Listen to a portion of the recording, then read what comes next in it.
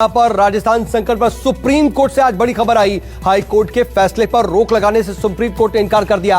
अब इस पूरे मामले में सुप्रीम कोर्ट में सोमवार को अगली सुनवाई होगी। पायलट खेमे की अर्जी पर कल हाई कोर्ट अब फैसला सुनाने वाला है। सुप्रीम कोर्ट ने साफ किया कि हाई कोर्ट के फैसले पर अमल फिलहाल नहीं होगा। सुप्रीम कोर्ट 27 जुलाई को मामले में अब आगे की सुनवाई करेगा। और प्रभाकर मिश्रा मेरे साथ मेरे सहयोगी जुड़ रहे हैं। प्रभाकर, आज क्या हुआ सुप्रीम कोर्ट में? कि स्पीकर की तरफ से जो सुप्रीम कोर्ट में याचिका लगाई गई थी, स्पीकर को कोई राहत नहीं मिली है। सुप्रीम कोर्ट ने कल हाई कोर्ट का जो फैसला आना है उस पर रोक लगाने से मना कर दिया। मतलब कि कल हाई कोर्ट फैसला अपना सुनाएगा, लेकिन शर्त यह है कि चूंकि सुप्रीम कोर्ट ने तय किया है कि इस मामले में सुनवाई करेगा, सोमवार को इसमें सुनवाई होनी है, तो सुप्रीम कोर्ट ने यह कहा कि हाई कोर्ट का जो भी फैसला आएगा वो अंतिम नहीं होगा, उस पर सुप्रीम कोर्ट का फैसला अभिभावी होगा। यानी कि जो बाद में सुनवाई के बाद सुप्रीम कोर्ट अगर कोई फैसला करता है तो हाई कोर्ट के फैसले को प्रभावित कर सकता है। ठीक है। और इधर राजस्थान में सियासी घमासान पर खबर यह कि सीएम गहलोत के विधायकों के साथ बैठक उन्होंने की है और फेयरमाउंट होटल में गहलोत ने ये अहम बैठक की अपने विधायकों के साथ। जल्द ही विधानसभा सत्र बुलाने का भी ऐलान किया है। सुप्रीम कोर्ट के फैसले के बाद गहलोत सरकार का मंथन। गहलोत ने कहा कि सरकार मजबूत है, वो छापों से डरने वाली नहीं। प्रधानमंत्री महोदय श्रीमान नरेंद्र मोदी साहब को मैंने पत्र लिखा है। सत्य की जीत होगी, सत्यमेव जयते, सत्यमेव जयते, सत्यमेव जयते। केजे श्रीवास्तव मेरे सहयोगी मेरे साथ जुड़ गए। श्रीवास्तव, क्या कुछ चल रहा है इस वक्त राजस्थान में?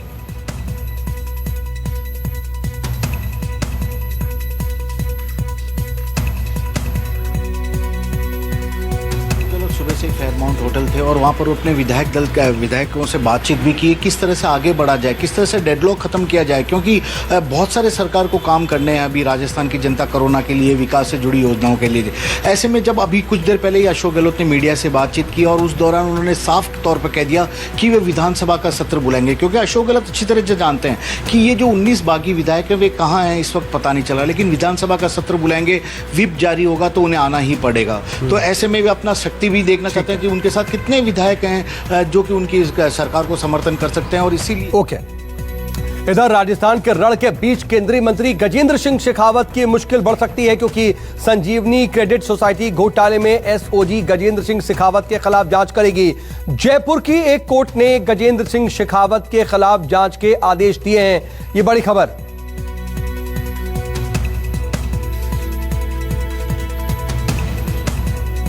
और अब अगली खबर, चीन से विवाद के बीच दुनिया का सबसे ताकतवर लड़ाकू विमान राफेल 29 जुलाई को हिंदुस्तान पहुंच रहा है। इसकी सभी को इसका इंतजार है। और इसी बीच बड़ी खबर यह भी है कि राफेल पर हैमर मिसाइल की तैनाती की जाएगी, जो कि दुश्मन के छिपे हुए बंकर तक को आसानी से निशाना बना सकती है। हमारे पॉलिटिकल एडिटर रमन कुमार मेरे साथ जुड़ रहे हैं। रमन, आप खास तौर पर चीन के विवाद के चलते क्या हैमर मिसाइल लगाने की तैयारी की जा रही है? इस बात से इनकार नहीं किया जा सकता, क्योंकि भारतीय वायुसेना के अधिकारियों ने फ्रांस को ये ऑर्डर दिया है और फ्रांस ने भारत को भरोसा दिया है कि काफ़ी कम समय में इस मिसाइल की आपूर्ति वो करेगा, क्योंकि फ्रांस ने कहा है कि जिन दूसरे देशों के लिए उन्होंने मिसाइल बनाया था, लेकिन भारत ने जो बातें कही है उसको ध्यान में रखते हुए फ्रांस ने कहा है कि 60 से 70 किलोमीटर की मारक क्षमता, मतलब 60 से 70 किलोमीटर तक की मारक क्षमता, अचूक मारक क्षमता है। और राफेल लड़ाकू विमान में हैमर के लैस होने के बाद कह सकते हैं कि चीन से जो विवाद चल रहा है उसके लिए भारत का एक बड़ा अचीवमेंट है। ओके, बिल्कुल। और इधर भारतीय सेना में अब महिलाओं के स्थायी कमीशन उनको मिलेगा। रक्षा मंत्रालय की ओर से आधिकारिक तौर पर इसे मंजूरी दे दी गई है।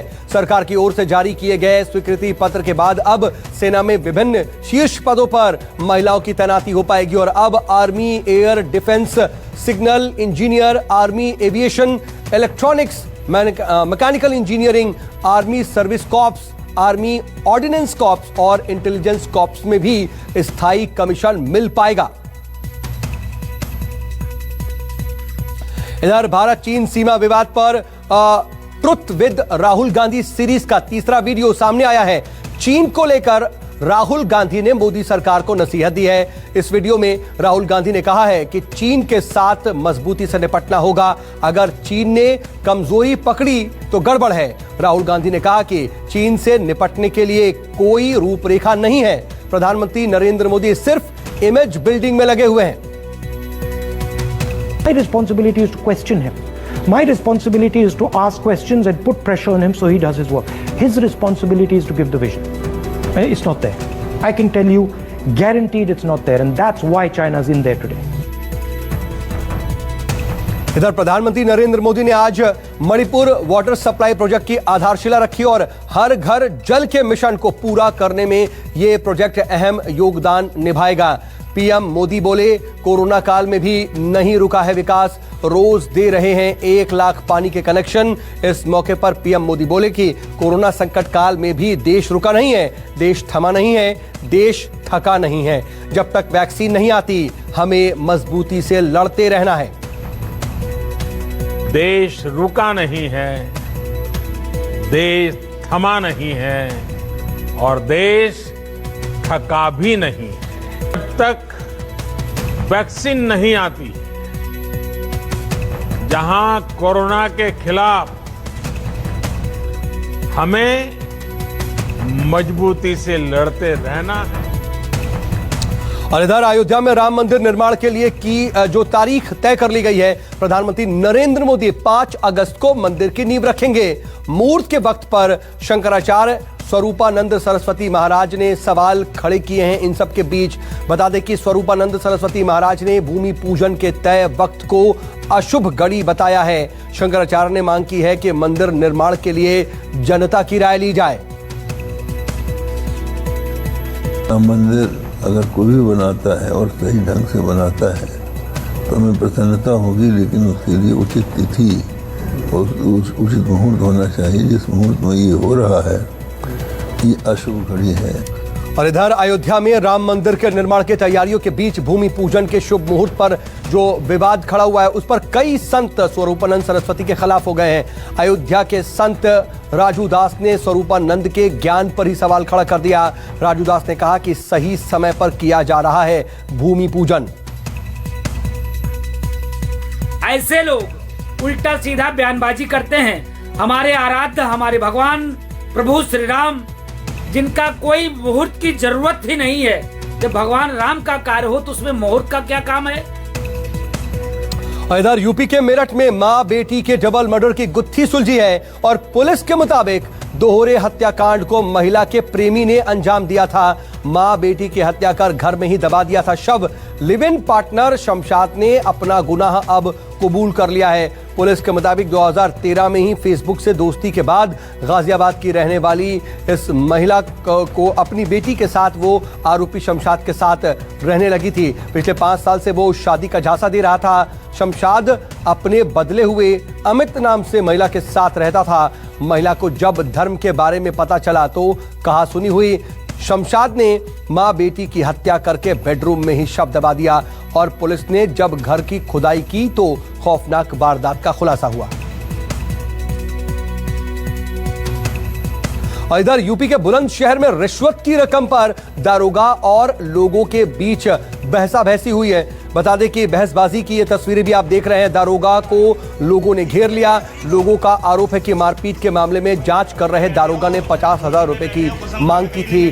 जेल ना भेजने के एवज में दारोगा को 35,000 रुपए की रिश्वत दी गई।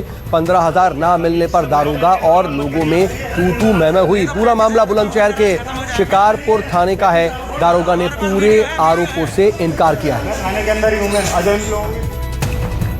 और खबर अमिताभ बच्चन के बारे में, जिनकी कोरोना रिपोर्ट अब नेगेटिव नहीं आई है। अब भी वो अस्पताल में भर्ती हैं, उनका इलाज चल रहा है। अमिताभ बच्चन ने खुद ट्वीट करके इसकी जानकारी दी। उन्होंने कहा कि नेगेटिव रिपोर्ट वाली खबर गलत। नानावती अस्पताल में अब भी उनका इलाज चल रहा है।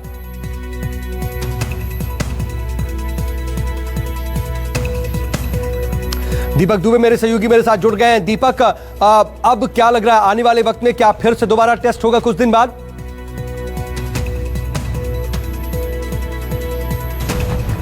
जी दीपक, क्या आप तक आवाज पहुंच रही है?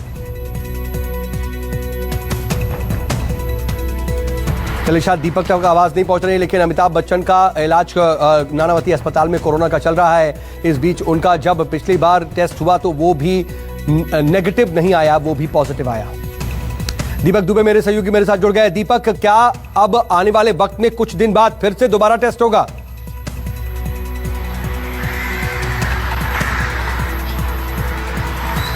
जी, अमिताभ बच्चन का टेस्ट फिर से किया जाएगा। आपको बता दें कि सुबह से ही ऐसी खबरें आ रही थी कि उनकी जो रिपोर्ट है वो निगेटिव आ चुकी है और अमिताभ बच्चन डिस्चार्ज जल्दी ही हो जाएंगे। लेकिन जो हमारी अस्पताल प्रशासन से बात हुई है उनमें उन्होंने पहले ही कह दिया था कि अमिताभ बच्चन आज डिस्चार्ज नहीं होने वाले हैं। और अमिताभ बच्चन ने एक ट्वीट भी किया है जिसके माध्यम से ये साफ हो जाता है कि अमिताभ बच्चन अभी ठीक है। नमस्कार, मैं हूं मानक गुप्ता। अगर आपको हमारा ये वीडियो पसंद आया हो तो इसे लाइक और शेयर जरूर करें और हाँ, हमें सब्सक्राइब और फॉलो करना ना भूलें ताकि आप देश और दुनिया की कोई खबर मिस ना करें। तो जुड़े रहिए हमारे साथ और देखते रहिए न्यूज़ 24।